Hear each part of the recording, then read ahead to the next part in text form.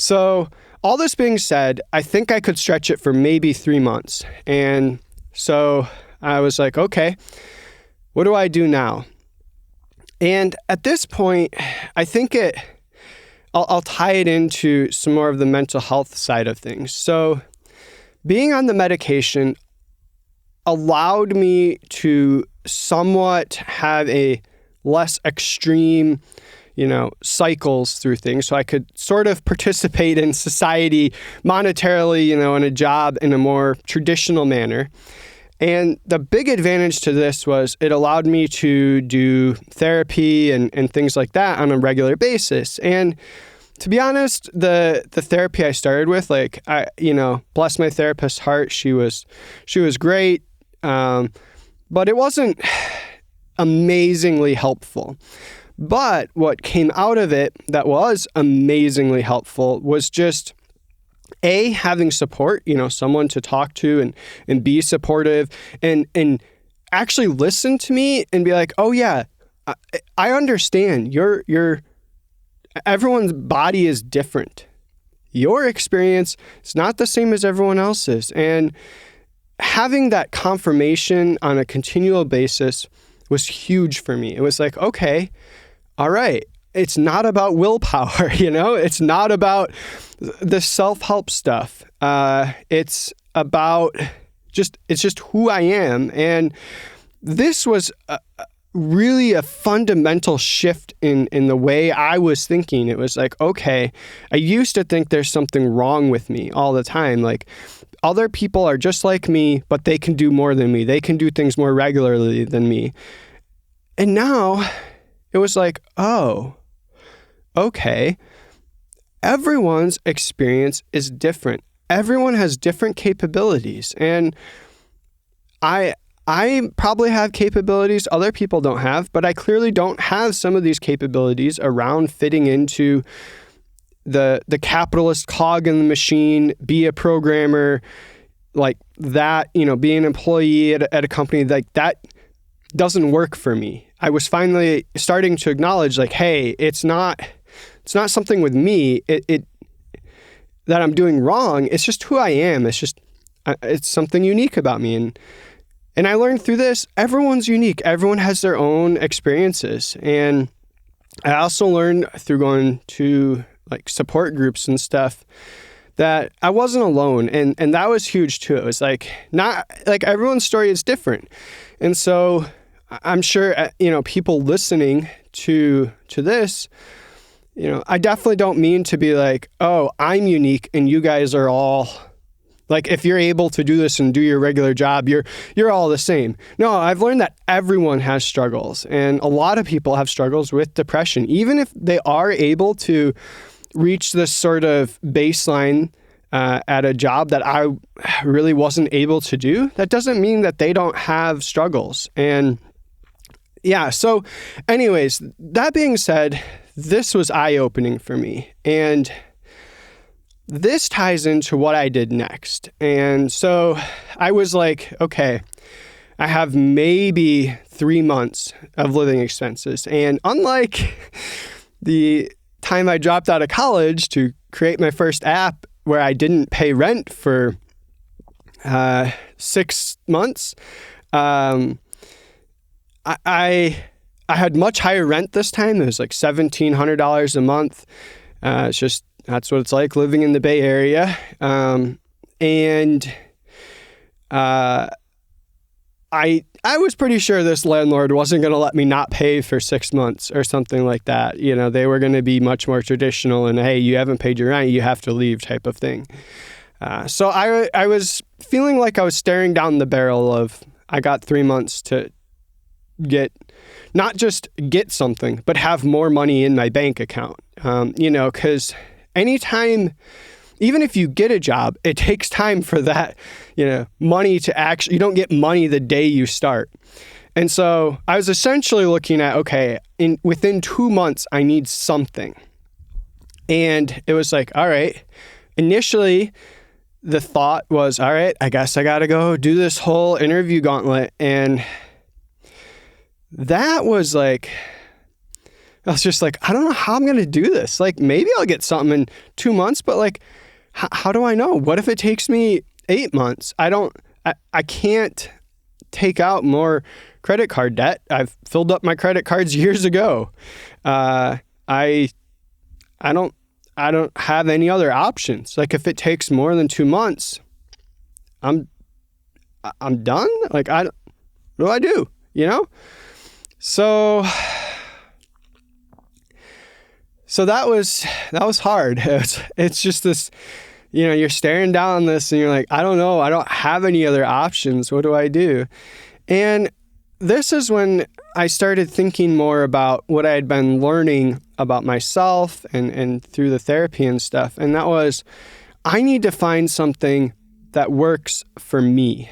And I thought, okay, so I could look for a job and just upfront try to better communicate the type of work environment that I need. And I was like, okay, that could work. But if I'm like just trying to get anything, and this is definitely going to scale back the number of positions that I could take, because I know a lot of them wouldn't work for me. And I was like, okay, that's only going to make things harder, right? Yeah, I didn't really see a good way through that. But then I had this idea. I was like, well, what if there's another way I can work that will give me more control? So when you're an employee, at least in the US, where I have experience, more or less the employer owns you. So I've learned over the years that technically, for medical reasons, they kind of have to give you some what are called accommodations. And I think a good employer would be happy to work with each individual employee to help them be as productive as they can be. I think for reasons I discussed in the sort of capitalism addendum I had on the last episode, I think this often is not a priority for employers. They'd rather just get rid of you and find somebody that fits into the machine better, that's cheaper for them. It seems cheaper or easier. I think there's other reasons. I don't necessarily think it is always going to be cheaper for them, but that's how it goes. So anyways, my experience with employers is sometimes they might go out of their way to help you and try to be accommodating, but it seems pretty limited in my experience. And I'm sure there are some employers out there that are a lot more flexible and willing to do this. But my overall experience is the vast majority, they have their way of doing things, and it's just about how well do you fit into that way of doing things. They're not going to be very good at being flexible. And so the first place I worked, it just kind of happened. I don't know how. I just got lucky, I suppose, that their more extreme natural flexibility worked better for me. But I learned over time in different jobs, it's just not how all of them are. And even then in that job, I did learn that, their flexibility beyond that was not really there either. Basically, companies have their way of doing things, and if you don't fit into that, they don't really care. They're not going to probably go out of their way to do much to help you. And so I'm like, okay, ultimately it seems like, at least in the US, right, again, where I have experience, an employer essentially owns you. They get to dictate how you work. And you don't have much influence on that. I think a lot of it comes down to they have a lot of power over you, especially in the US with health insurance, and other benefits. It's like, and it's a kind of a pain. Like, you got to go through a lot to get hired. And so they know that.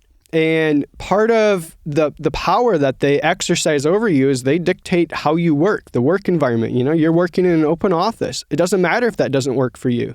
If that's how they do things, it's what you're doing. That's how it is. And so I thought, I wonder if there's some way that I can sort of flip this on its head.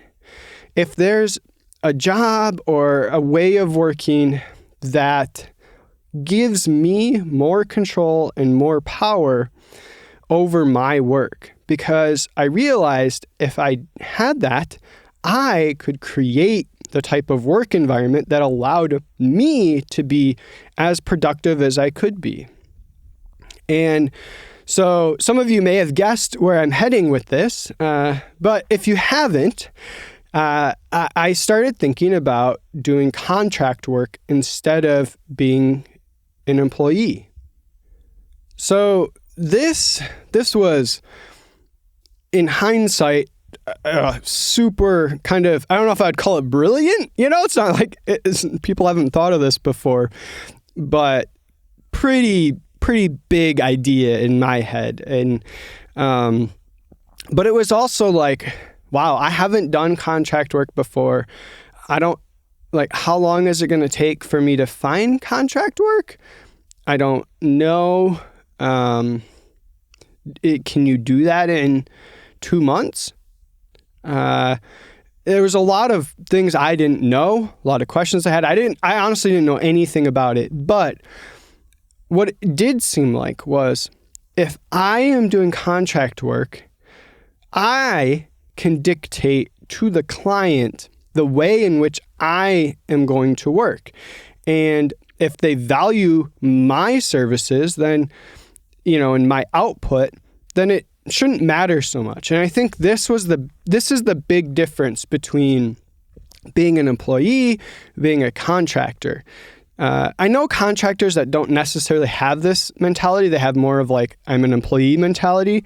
But for me, contract work flips this power equation a bit. Maybe not fully, but a bit on its head.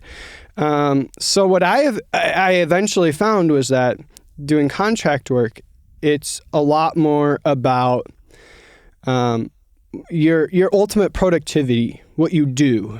It's less about having your butt in a seat. And especially because I went into this being I'm only doing fully remote work. So, they can still absolutely do button seat type of thing.